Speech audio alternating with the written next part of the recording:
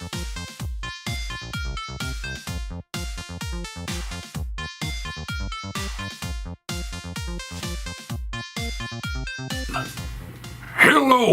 ladies and gentlemen, my name's StepsBasic and welcome back to my community show. Oh, that's a weird one right there. I don't know why I'm doing that one. That's not what's important. What's important is today our topic, which is gatekeeping. As with most topics I cover on this channel, this is a bit of a nuanced situation. For those of you that don't know, gatekeeping is the method by which people in certain communities will bar other people from joining. And from that simple summation, it doesn't sound like a very nuanced situation. It's like, hey, we don't want you here. But there's goods and there's bads. My opinion is this. In certain situations, you really shouldn't gatekeep.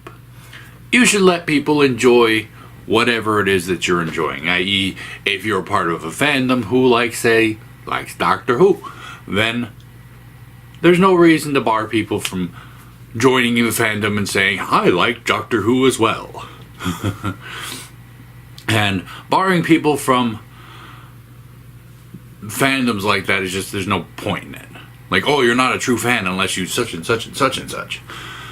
And I can understand where people are coming from, or like I said last week when I covered fandoms in general, was that I didn't consider myself a fan of Dragon Ball Z because I never actually watched the shows before, when I knew everything I knew about it.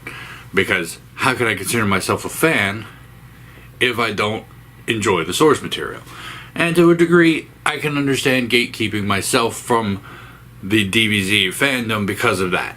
And in certain cases, it's an understandable thing. If you make no attempt to actually enjoy the medium of which you're a fan, then it doesn't make sense to call yourself a fan.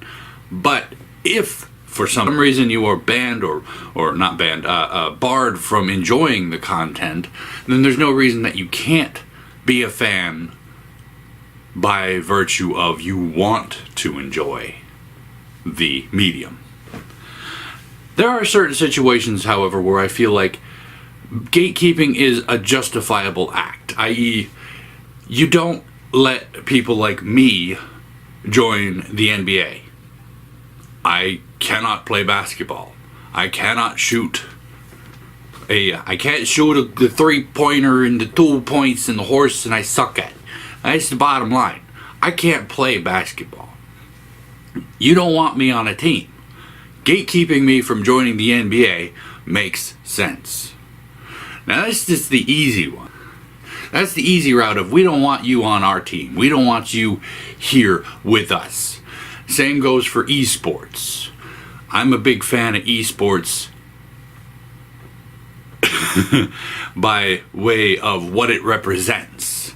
I don't like the games that are played in esports for most part because I don't like the whole PvP aspect, because I'm not in a game to do that, which is why I don't play the big esport games like, well, basically just any first-person shooter.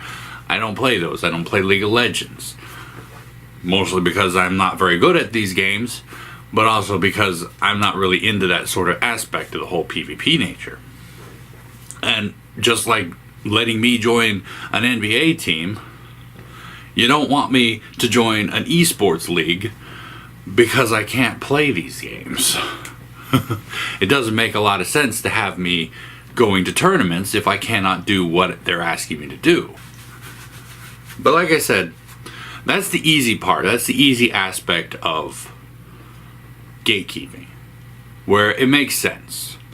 On one hand, you don't want to bar people from enjoying a medium just because, they haven't experienced as much as you.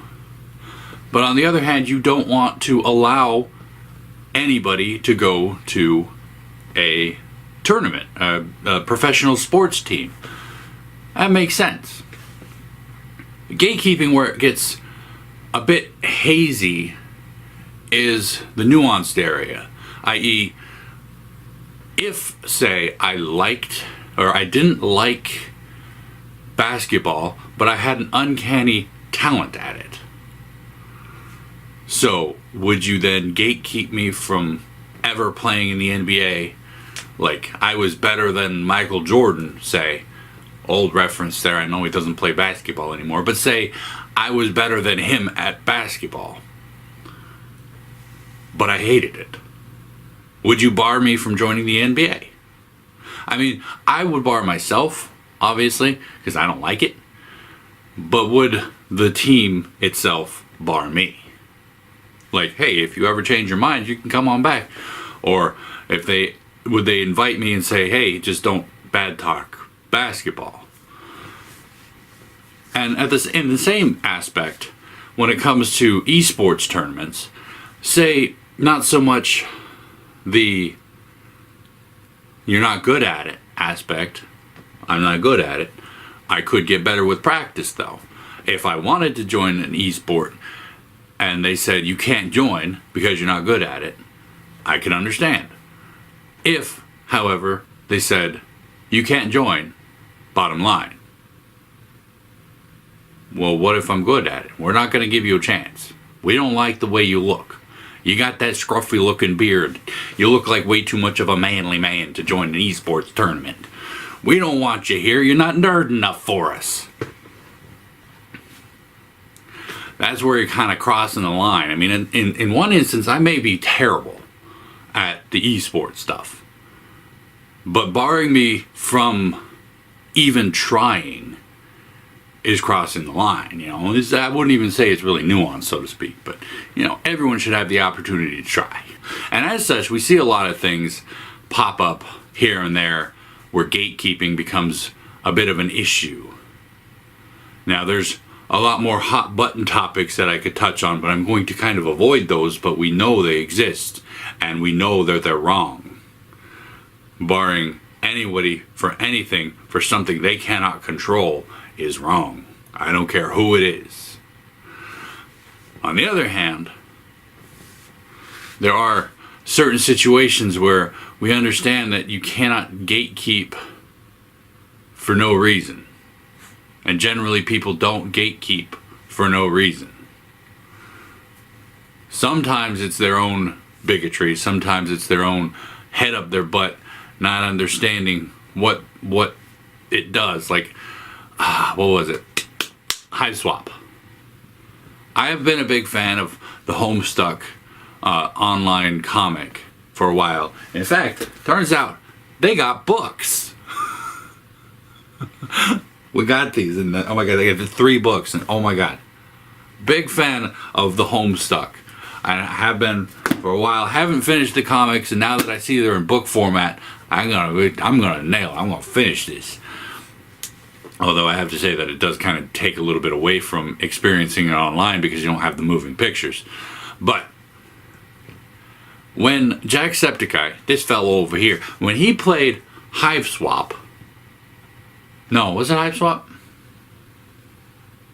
We'll use it as an example. It was either Hive Swap or Undertale, where when he played it, he had a lot of people commenting that he was going to be ruining the fandom because he was going to be bringing in a lot of uneducated, unknown people into it. And that in its own right was a very poor attempt at gatekeeping, saying that they didn't want him to play this because he was going to show this fandom, this thing that people love, to a bunch of people, a lot of people, like 1 million plus people. And as such, it was going to bring in a lot of people who didn't know anything about the fandom. And that in its own right is wrong because, I mean, I can understand it because you're going to end up getting unsavory people. You're going to end up getting the people who don't really care so much coming and trying to enjoy it because one of their favorite creators promoted it, essentially. But at the same time, you're also opening up your doors to a lot of hardcore fan types. The people who are going to love this, people who are going to hit this hard and they're going to love this. And at the same time, there's a crossover in the fandoms. Like people who like this guy, who also like this guy.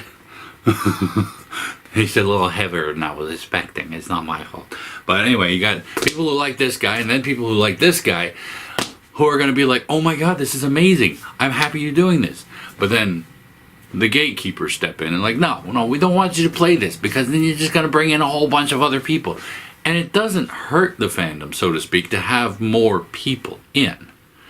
I can understand saying, I don't want people in who are going to treat other people badly. I can definitely understand that. We don't want that.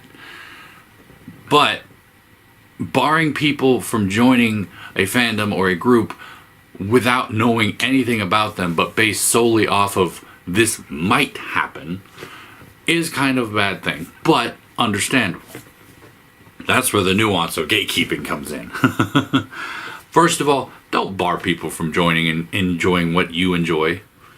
I mean, don't play high and mighty and saying you're not a true fan unless such and such and such and such. You're not a true fan because you've only liked this because this guy played this. And you're not a true fan because you don't know that the Millennium Falcon was a YT something, I don't know. Again, back to the Star Wars thing where I don't know all the ships' names, or numbers. Designations, that's the word.